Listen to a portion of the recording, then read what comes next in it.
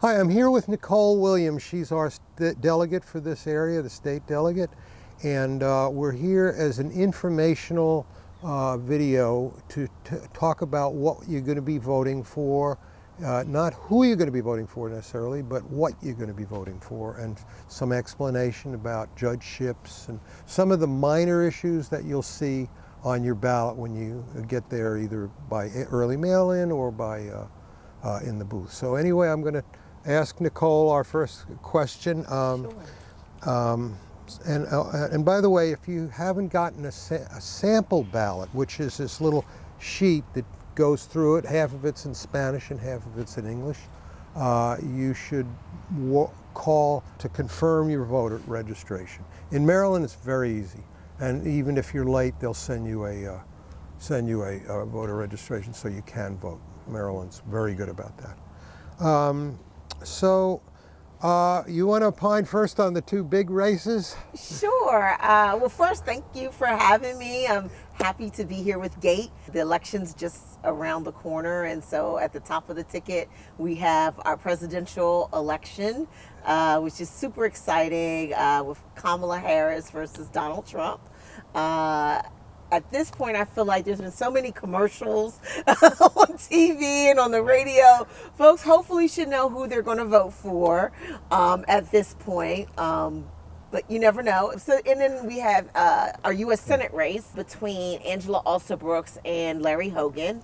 And so it's probably one of the most important races, heavily invested senatorial races in the country right now, just because the stakes of the U.S. Senate are really in the balance. The Democrats control the Senate really by just one vote right now. And so there are a number of big U.S. Senate races across the country, and this is one of them. Mitch McConnell basically recruited Larry Hogan to run, who was an 8-term governor here in the state of Maryland. I was in the legislature when he was governor. But anyway, I know folks have questions about some of the down ballot stuff. Right. And so one of the things we did in the General Assembly is has to put on the ballot a constitutional amendment for the state constitution, question 1 on your ballot. And really, if you read it, it's really about enshrining reproductive rights for all Marylanders here across the state. Maryland, you know, we have in our state statute laws that do protect reproductive rights, but it's not in our state constitution. And we felt like as a General Assembly, it's important for us to put that in our state constitution. You never know how things may play itself out 50 years from now or 100 years from now.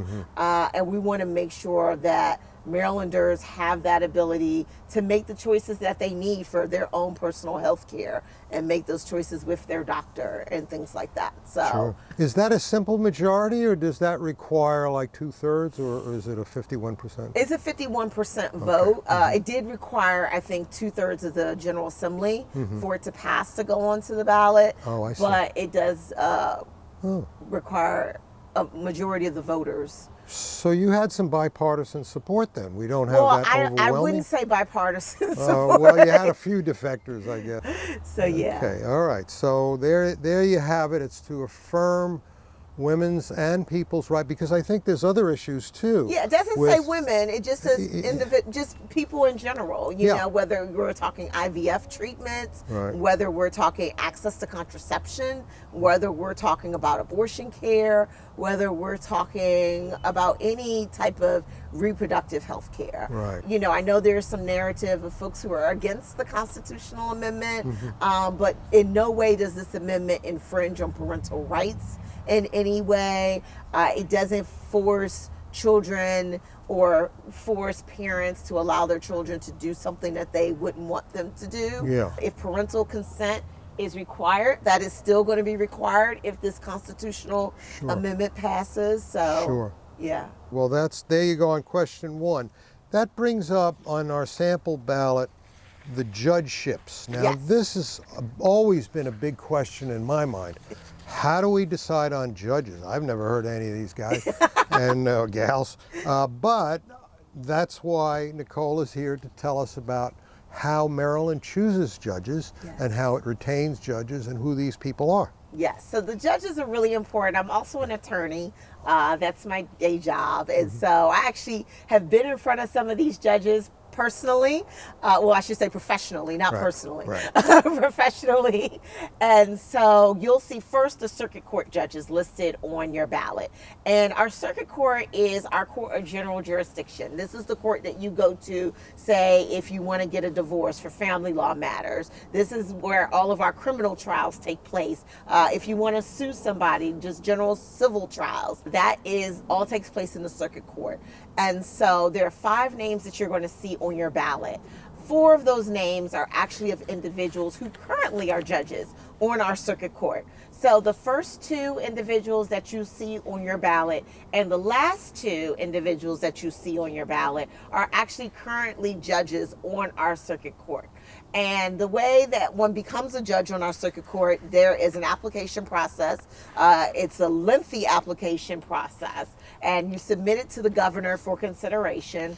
The governor will review that application, and actually you have to get interviewed by not only, say, if you're in Prince George's County, just the Prince George's County Bar Association, but also the specialty bars, so like the African American Bar Association, the Women's Bar Association, the Jewish Bar Association. The governor wants to see letters of recommendation from all of the various bar associations in that particular jurisdiction where the court is. There is also a judicial nominating committee, and the people who serve on that committee are appointed by the governor. It consists of just individuals who live in that county, not necessarily all attorneys. Some of them are attorneys, but some of them are actually just lay people or retired elected officials. So like currently on the judicial nominating committee here in Prince George's County, Obie Patterson, who's a former state senator, is a member of the nominating commission, and he's not an attorney or anything along those lines. Yeah. So they interview with the nominating committee, and then the nominating committee will, after they do the interviews of everyone who has applied, will send a recommendation to the governor. Like, these are the folks that we feel like, based on their writing samples and recommendations and everything else, we think is duly qualified, and they've been vetted by all of these different entities. And then they also have to interview with the governor. But they're all attorneys. Yeah, you do have to be an Nobody attorney. like, I couldn't run to be a judge. Unfortunately not, Frank. I'm sorry. Oh, well. But you do have to be a judge to be an attorney. That is a prerequisite. Great. But to file on the ballot, you just have to be an attorney who is a member of the bar, an active member of the bar, Right. and pay $50, and that's it. Oh, that's cheap. So you have 5 judges, and the one in the middle is Michael Sheehan. Now he's running for the first time. He's running for the first time. He has not gone through that vetting process that I just described. Oh, okay. And from my understanding, he's a tax attorney. I've never met him personally. Okay, right. In full disclosure. Sure. But my understanding is he is a tax attorney. Well, our circuit court doesn't deal with tax issues. Wow. We have a whole tax court that is separate from our circuit court that deals with tax issues. So he's never, from my understanding, he's never done a jury trial. Oh. He's never practiced in front of our circuit court here in Maryland. I think he's been a member of the bar for about 5 years or so, versus some of these individuals have been members of the bar for 10, 15, even 20 years. Okay, so the 4, Darren, Sebastian Johnson. Yes. How many years has he been a judge? Darren has been a judge. So before he was a circuit court judge, he was all of them were district court judges previously. So I think Darren probably has been around the longest. I think he's been around for probably like the last 10 years. Oh. And so he's been a judge, just as judge for 10 years. Sure. And before that, he was a practicing attorney. Right. And he practiced for a number of years even before that. Uh-huh. So these are all circuit court judges. They're all circuit court And then you judges. said there's a district court, and now next up, I see write-ins for 4 spots. Does anybody ever write in, and has any write-in ever won? I'm not aware of any write-in ever winning. Right. But I have seen write-in elections for judges Oh, before. okay. Oh, interesting. Yeah. Never thought about it. I don't know. Yeah. Should I write? Nicole Williams down in one? I'm okay. I have no. I'm kidding. I'm kidding. I would probably have to quit being your delegate if Oh, right. I So we're not became going to a let you do judge. that unless we make you the state senator. But so then we have appellate court. Yes. We have like three names coming up on appellate court. And those are appeals courts. Could you explain to us a little bit what happens with the court system? Yeah, so if you have a case in circuit court and you don't like your ruling, you don't like the order the judge gives, you can always appeal your case, and you would appeal that to the appellate court. Right. For the appellate court to review, and then if you still don't like what the appellate court did, then you can appeal it to the state Supreme Court. But the appellate court is kind of, like I said, is where you can take your appeal from whatever judgment you get from the circuit court. Right. And the appellate court is important for that reason. The appellate judges are also appointed by the governor. They go through that same vetting process, just like the circuit court judges, as I mentioned. Right.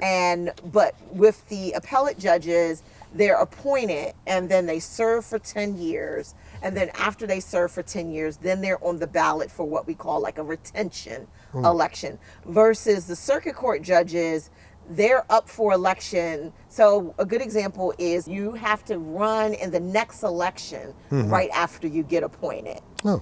Versus your appellate court judges, they don't. Once they're appointed, they can serve for 10 years, and then they're on the ballot. Okay.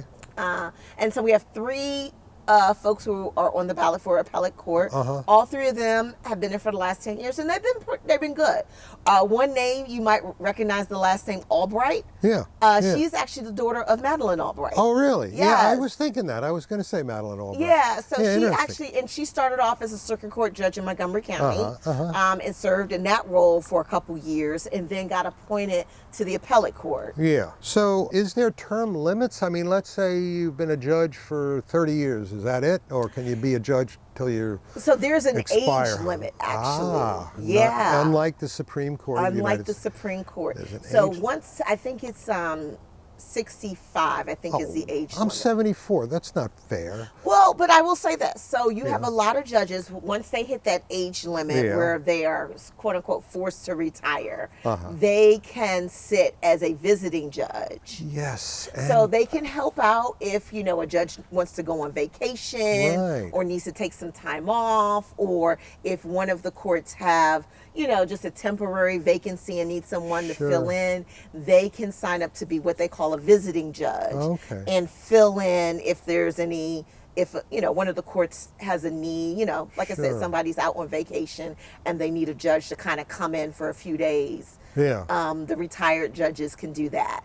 It's an interesting process, but we do have the federal court right here in Greenbelt. Yes. Now, I don't think Maryland has anything to do with the federal court, does it? No, we don't. All of that's done.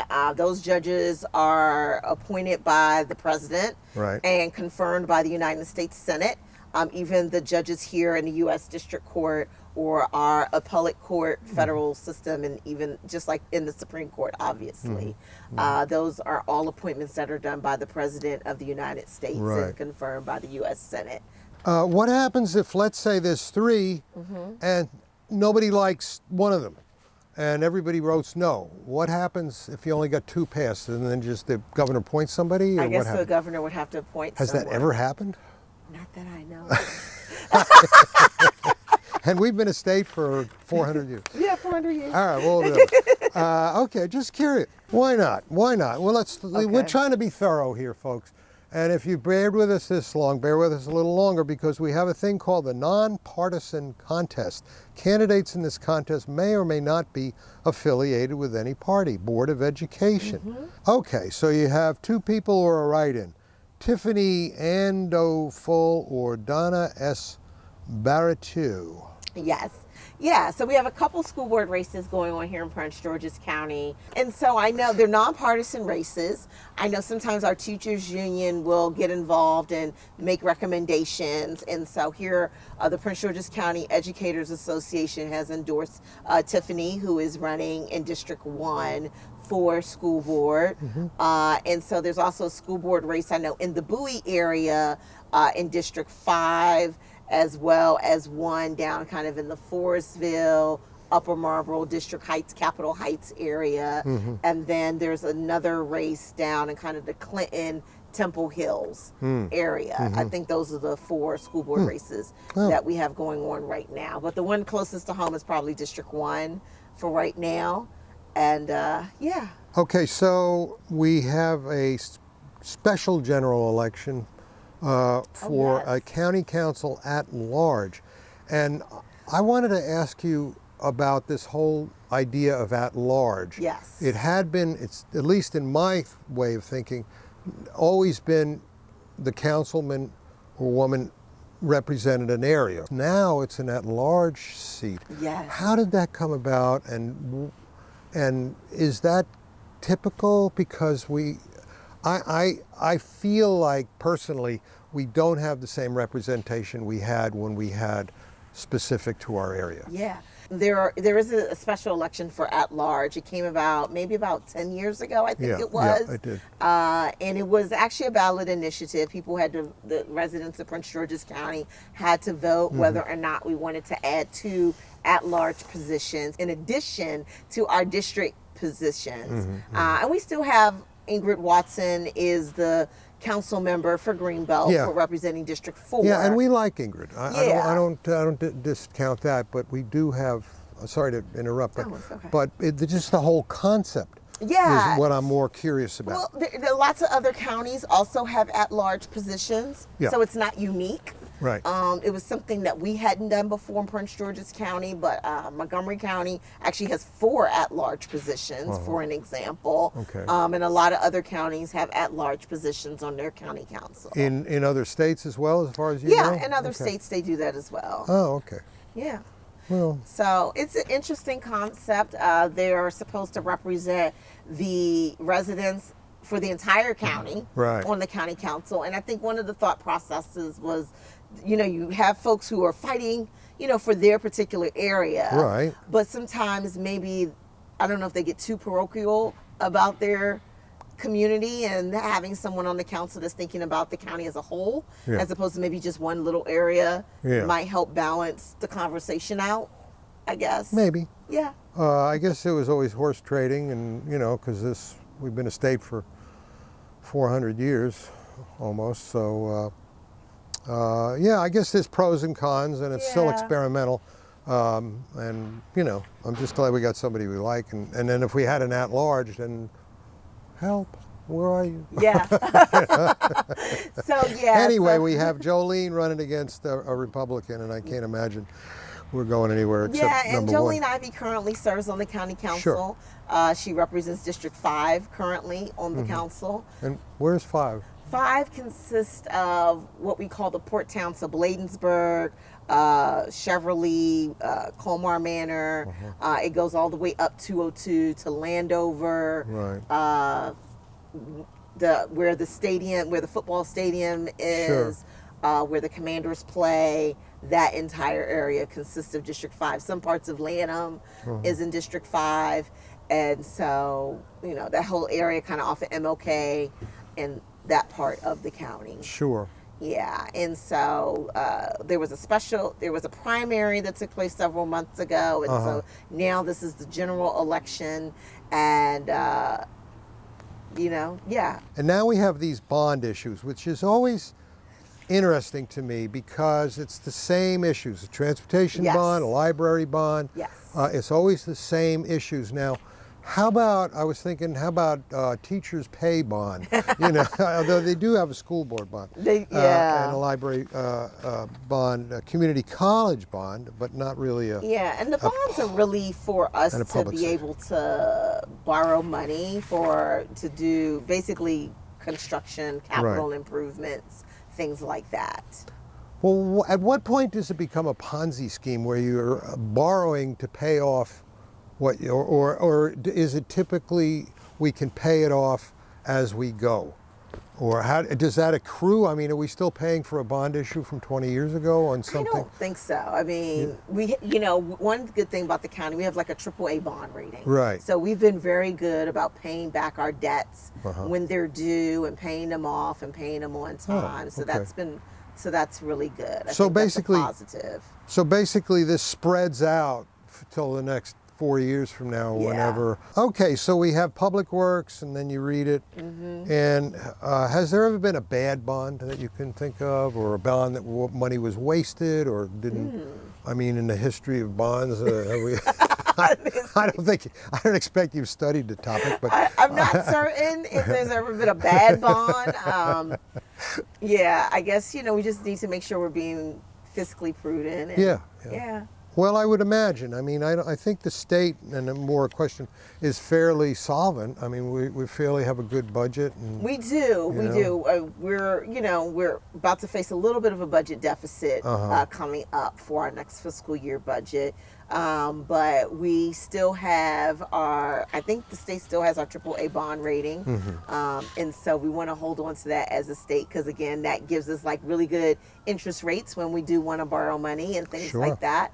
Sure. And so I know every year we go, well, not we, but the governor and the treasurer and the comptroller, they go up to New York and talk to all the credit Moody's and all of those groups about kind of what we're spending our money on, and they make a determination if we're doing a good job or not. So, well, that brings up I guess my last question of the day, which is Greenbelt, as you probably know, has a problem with our county career firefighters, which were removed for budget reasons.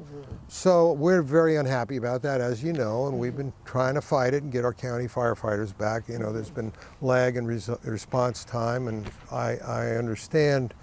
But I would personally think, and I don't want to be a big critic here, now you're with the state, and so the county's got a lot of power in this. Is there any way the state can be the big brother and come over and pound somebody in the head and say, give them their firefighters back, and what can we do?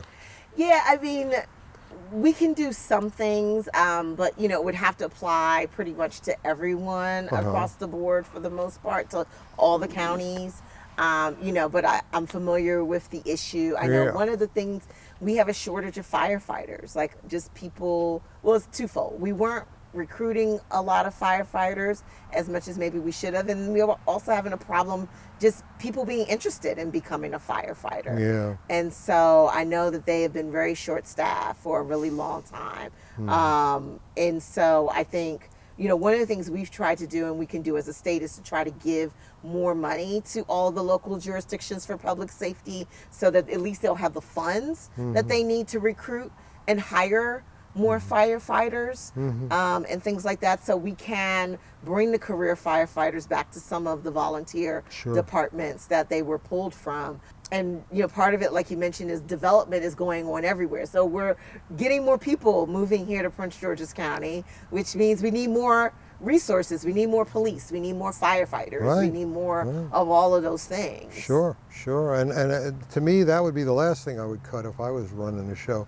Those services, maybe you don't need them all the time, but when you need them, you need them. Yeah, absolutely. You can't have. So maybe there are some things you can do. We'll get back to you on that, Nicole, because we think you're a great delegate. We really do. We just love you here at Greenbelt. Thank you. So is there anything else you would like to, if there's probably a couple people still watching. Okay, well, for those that have hung in with us, please go out to vote. Early voting is going on now until October the 31st.